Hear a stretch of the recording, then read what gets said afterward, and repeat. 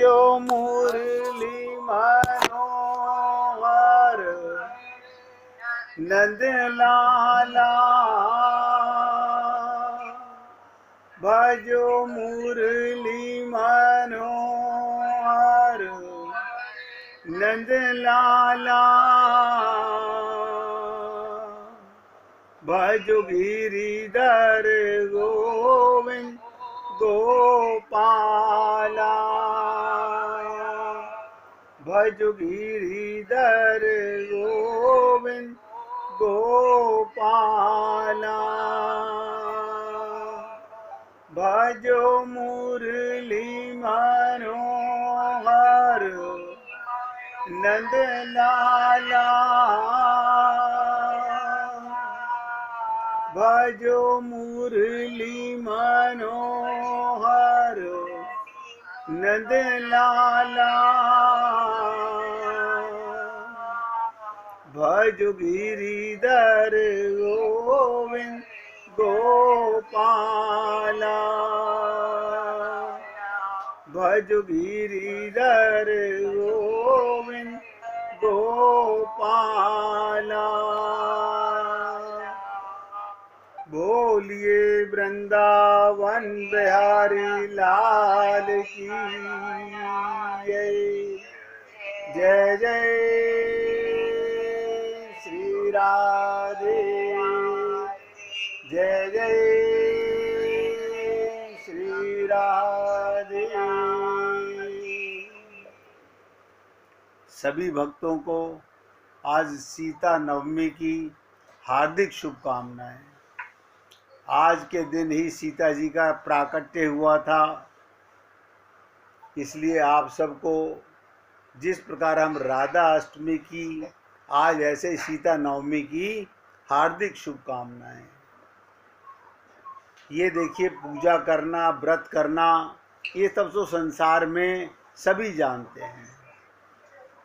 सबसे बड़ी विशेषता है कि सीता नवमी से हमको क्या मिलना चाहिए, क्या ग्रहण होना चाहिए।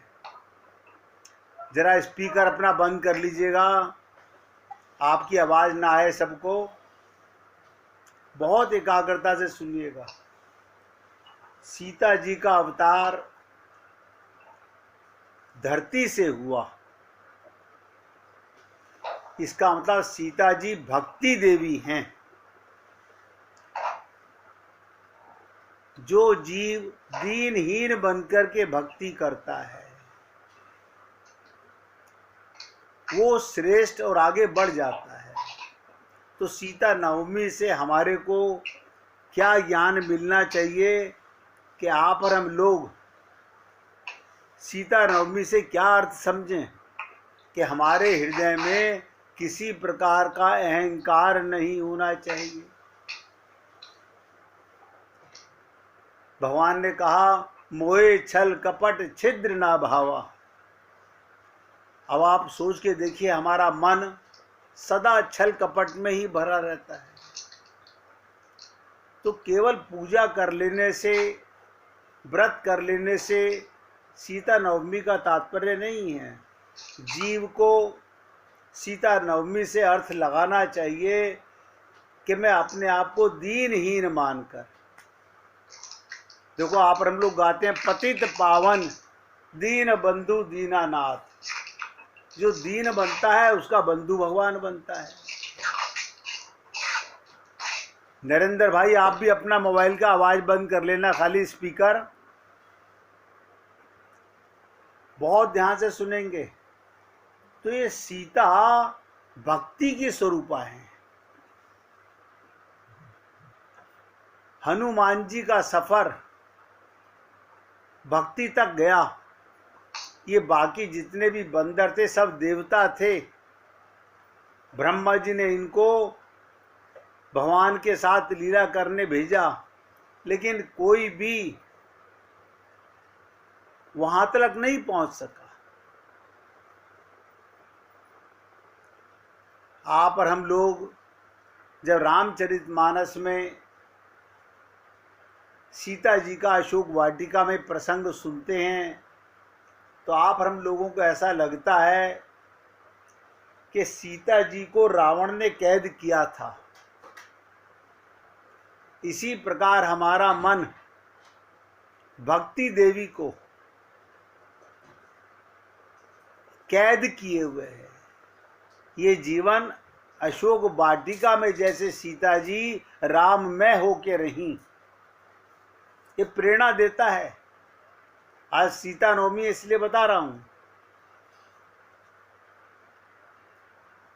ये लंका और ये संसार के अंदर हर पल अपने लक्ष्य को और अपने प्रीतम परमात्मा को ध्यान रखने वाली। रावण ने चुराया, इसे उसे भक्ति नहीं मिली, किसी छल कपट से भक्ति नहीं मिलती। और सीता जी ने अशोक वाटिका में रह करके भी ये प्रेरणा दी कि आपको कहीं भी किसी भी हाल में रहना पड़े, लेकिन आपका जीवन, आपका मन राममय होना चाहिए। और आप और हम सब लोग अपने मन के गुलाम हैं। अब मन चंचल है, क्या करे। आप देखिए, भगवान किसी का हाथ नहीं रोकते, सब स्वतंत्र हैं। आप चाहें अपना कल्याण करें, भक्ति मार्ग पर चलें, और चाहें तो ना चलें। भगवान ने सबको बराबर मौका दिया है अपने प्रेम का। तो हम लोगों को ये जीवन के अंदर ये जो प्रेरणा मिलती है लंका में रहने की, तो ये लंका का मतलब क्या, ये संसार में और शरीर में रहकर निस्वार्थ प्रेम सब में भगवान को देखो। मैं रोज आपसे निवेदन करता हूं, आपका परिवार भगवान का परिवार है। आपके माता पिता भगवान ही बनकर आते हैं, तभी आप लोग बोलते हो त्वमेव माता से पिता त्वमेव। इसलिए हे पुण्य आत्माओं, आपको अपना घर परिवार छोड़ के कहीं नहीं जाना। जिस घर में हो वहीं पर सब में भगवान को देखकर भगवान का प्रेम पाना है। अयोध्या का केंद्र बिंदु राम मंदिर, जो भगवान राम के जन्म स्थान के रूप में प्रसिद्ध है। इस मंदिर का निर्माण भव्य उत्सवों का तीर्थ स्थल बन गया। ये भगवान का राम जन्म स्थान माना जाता है। आपका और हमारा जीवन भी अगर आनंद में है, राम में हो जाए।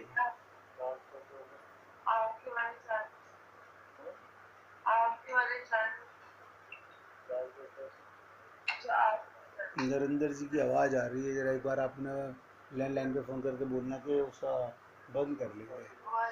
रहन दो, मैं बोलता हूँ। नरेंद्र भाई, आप भी अपना वो मोबाइल की आवाज बंद कर लो खाली।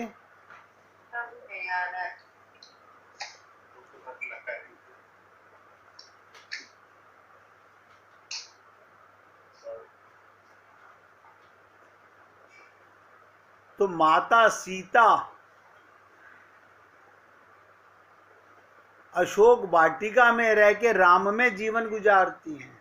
हर पल जीवन में राम का ध्यान करती हैं। और भगवान राम भी हनुमान जी से संदेश भेजते हैं कि जो भक्त जैसे सीता राम का ध्यान करती हैं, उसी प्रकार भगवान श्री राम भी हर पल हर क्षण सीता का ध्यान करते हैं। और मैं कई बार आपसे निवेदन करता हूँ, जो भी भक्त संसार का खूब काम करो, क्योंकि संसार भगवान ही बने हुए हैं, परिवार भगवान ही बने हुए हैं, लेकिन वो काम अपना नहीं मानना, भगवान का मानना है। जिसने अपने जीवन को भगवान का कार्य मान के किया, वो ही भवसागर से पार जाता है। आप जानकर हैरान होंगे, सब लोग जानते हैं सत्यम शिवम सुंदरम।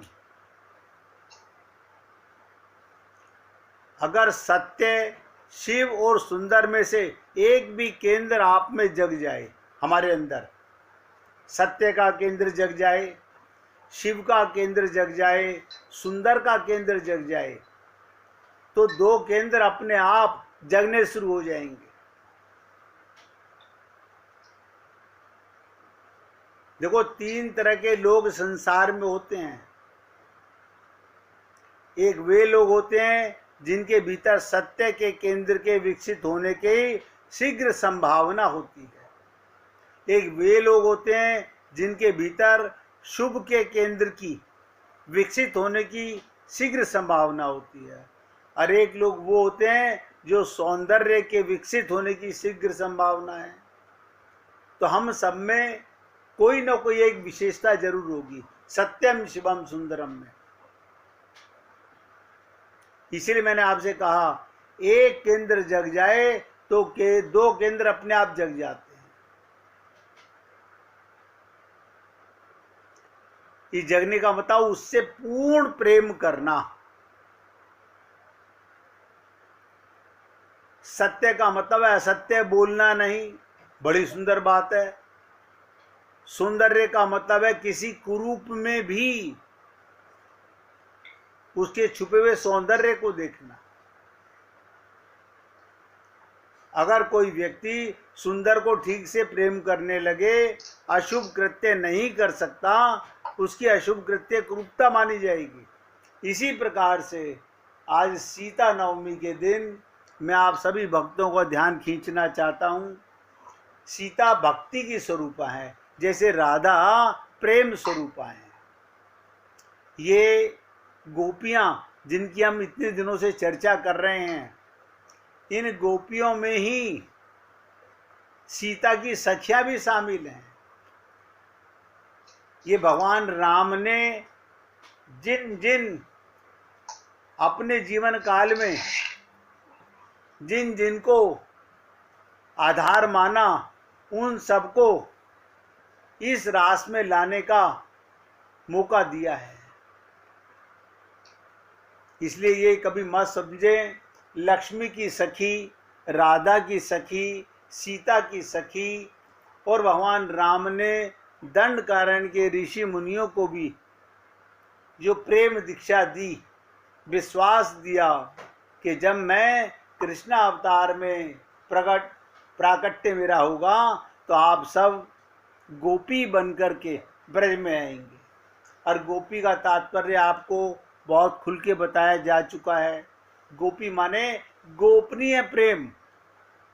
मैं आपसे बहुत बार निवेदन करता हूं कि मंदिर के दर्शन, मूर्ति के दर्शन तो लाखों करोड़ों लोग करते हैं, लाखों करोड़ों अरबों लोग करते हैं, लेकिन भक्ति नसीब नहीं होती।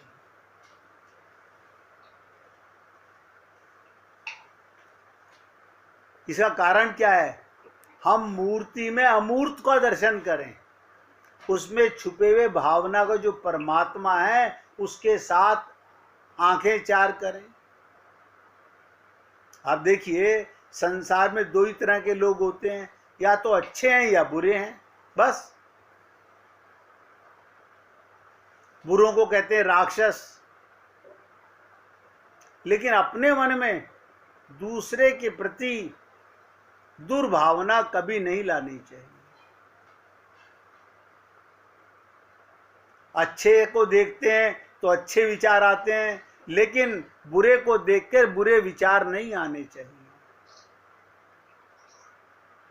हम उसको बदल नहीं सकते, मगर अपने मन के विचारों पर हमारा कंट्रोल है। इसलिए अगर किसी बुरे व्यक्ति को देखकर हमारे अंदर दुर्भावना आती है तो हमने तो अपना अंतःकरण अशुद्ध कर लिया, बिगाड़ लिया। और आप और हम लोग ये त्रुटि बहुत करते हैं। अब भगवान जो थोड़ा पैर रखते हैं, थोड़ा सा अंतःकरण शुद्ध होता है, थोड़ी सी भक्ति जागती है, अंदर ही बैठे में भगवान। भगवान ने कितनी बार आपसे निवेदन किया गया कि भगवान कहते हैं मोह को तू क्या ढूंढे रे बंदे, मैं तो तेरे पास। परमात्मा को खोजने कहीं नहीं जाना, प्रेम में खो जाना ही भगवत प्राप्ति है। और ये जो लोग हम कहते हैं ना, ये सब हम लोगों के लिए अशोक वाटिका के समान जीवन है कि अपने प्रीतम को, परमात्मा को, अपने लक्ष्य को कभी नहीं भूलना। लेकिन आप और हम लोग भूल जाते हैं,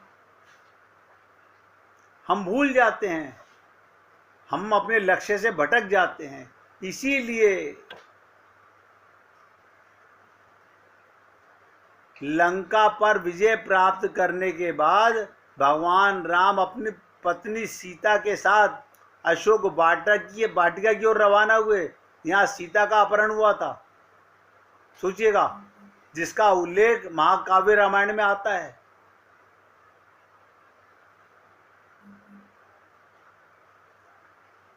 रामायण के अनुसार भगवान राम ने अपनी पत्नी सीता को रावण से बचाने के लिए युद्ध किया। आप भी अपनी भक्ति को बचाने के लिए अपने बुरे विचारों से युद्ध कीजिए, अहंकार से युद्ध कीजिए, क्रोध से युद्ध कीजिए। यही तो रावण है। आप और हम लोग रामलीला देखते हैं, रामायण सुनते हैं, लेकिन अहंकार रूपी रावण को तो पाले रहते हैं। इसलिए हे पुण्य आत्माओं, आज सीता नवमी के दिन मैं आप लोगों को निवेदन करूंगा, खाली पूजा पाठ से कुछ नहीं होने वाला। हमारा जीवन सीतामयी हो जाए। ग्राउंड लेवल से उठना है हमारे को ऊपर। अगर हम ग्राउंड लेवल से ऊपर उठना चाहते हैं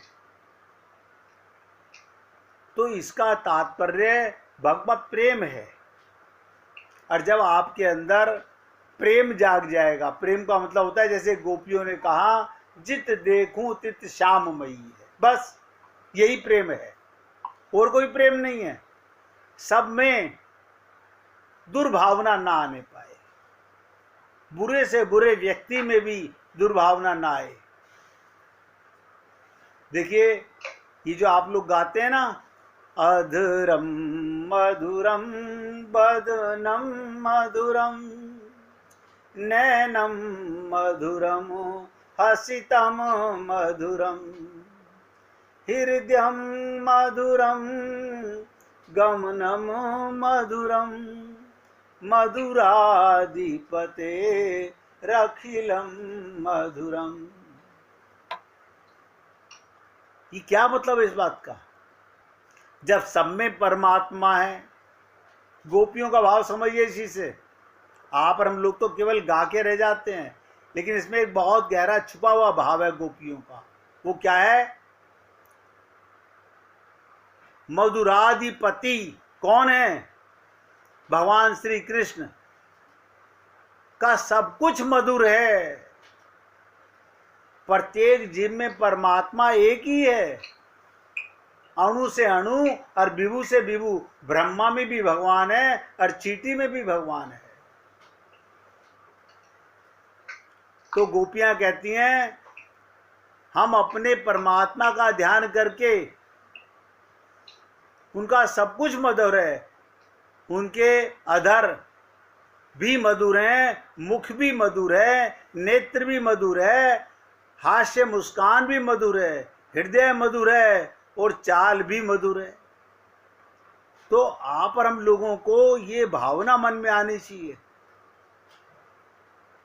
कि जब भी किसी का साक्षात्कार सामने हो, वो आप में दर्शन करे कि ना करे, लेकिन आपका मन उसके अंदर भगवान का ही दर्शन करे। आप कभी ये बातें मत सोचिए कि वो तो हमें भगवान को नहीं देख रहा, हम उसमें भगवान को क्यों देखें, क्योंकि आपकी आंख पर भगवान के प्रेम का चश्मा लगा हुआ है। जब उसकी आंख पर लगेगा, वो भी गोपी बन जाएगा, तो वो भी आप में परमात्मा को ही देखेगा। इसलिए पुण्य आत्माओं, मैं आपको गोपी प्रेम पर चर्चा करते हुए यहाँ तक ले गया कि सारी गोपियाँ जब भगवान की परीक्षा में पास हो गईं, इसके बाद भी भगवान ने उनका मनोवांछित फल क्या था? है प्रेम जगत में सार, और कोई सार नहीं। आप और हम लोग भी संसार में भगवान का प्रेम पाने ही आए हैं, क्योंकि कहावत है ना, इस देह में हरि मिलत है। देह तो मिल गया, हरि प्रेम कैसे मिलेगा? तो भगवान ने जब गोपियों की परीक्षा लेकर के उन्हें मनोवांछित फल दिया, योगेश्वर के भी ईश्वर भगवान ने आत्मा राम होकर गोपियों के साथ आत्मरमण किया। आप और हम लोग प्रभु प्रेम के रास को अपनी बुद्धि से नहीं समझ सकते। कहत कठिन समझत कठिन। इसके बाद एक बार फिर भगवान, देखिए विचित्र बात बता रहा हूं, अंतर ध्यान हो गई। आप लोगों ने सुना होगा, श्रीमद् भागवत महापुराण में आता है कि भगवान गोपियों के साथ महारास में प्रवेश करने से पहले अंतर ध्यान हो गया। ये अंतर ध्यान का मतलब क्या था? आपके और हमारे हृदय में भी भगवान विराजमान है। भगवान कहीं गए नहीं थे, भगवान कहीं गए नहीं थे, केवल अंतर ध्यान हुए थे। भगवान देखना चाहते थे कि आज अर्धरात्रि में ये गोपियां वन के अंदर मेरे साथ रास में प्रवेश करेंगी, ये महारास में कैसे जा सकती हैं जब ये अंतःकरण में मेरा ध्यान नहीं कर सकती। यहाँ पर भी गोपियां कैसे पास होती हैं, अब ध्यान से सुनेंगे। ये तो आपने बहुत संत महात्माओं से सुना होगा कि भगवान अंतर ध्यान हो गए थे। तो गोपियों को क्या वापस अपने घर चले जाना चाहिए था?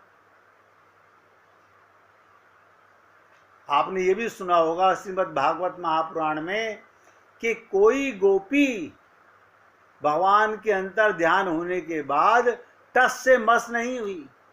वहीं वन में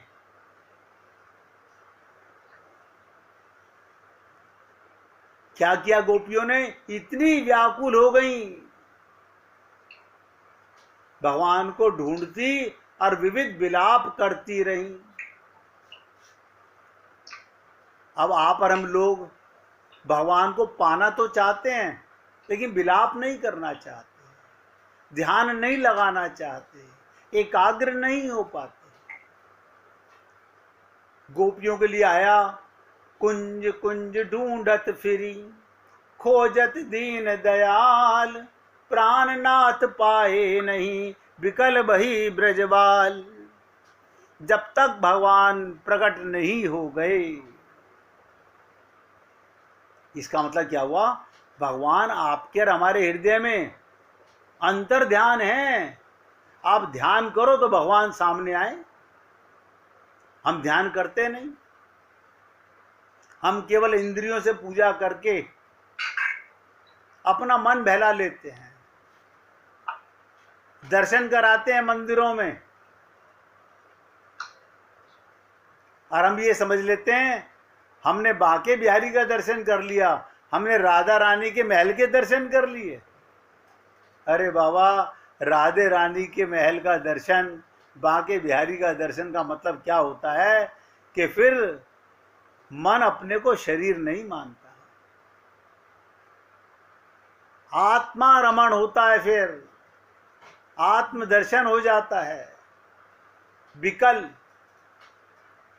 विरहा कूल है गई सबे, सारी गोपियां, सारी पुण्य आत्माएं विरहा कूल है गई सबे, पूछत बेला बन को जड़ को चेतन, न कछु जानत विरही जन। जैसे भगवान श्री राम सीता के वियोग में पेड़ों से, वृक्षों से पूछ रहे हैं, लता पुष्पों से पूछ रहे हैं, इसी प्रकार ये गोपियां अर्धरात्रि में वन के अंदर शरद पूर्णिमा के दिन कहीं घर नहीं गई, अब मंदिर बंद हो जाता है, हम क्या करते हैं, अपने घर चले आते हैं, दर्शन करने जाते हैं। अब मंदिर बंद होने का समय हो गया, चलो घर चलो। अब एक बार दर्शन कर लिए ना भगवान के, अब चलो घर चलो। लेकिन गोपियों से प्रेरणा सीखो। उन्हें पता था भगवान कहीं गए नहीं हैं।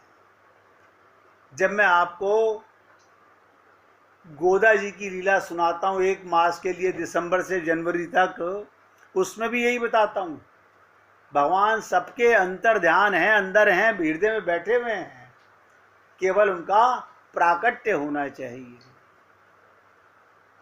इसलिए 1 मिनट भगवान का कीर्तन करेंगे। आज सीता मैया की नवमी है, तो उनके लिए प्रभु राम का अगर गुणगान करें, देखो राधा को प्रसन्न करना हो तो कृष्ण का गुणगान करना चाहिए, कृष्ण को प्रसन्न करना हो तो राधा का गुणगान करना चाहिए। आज सीता नवमी है, आप भी सब प्यार से गाएंगे।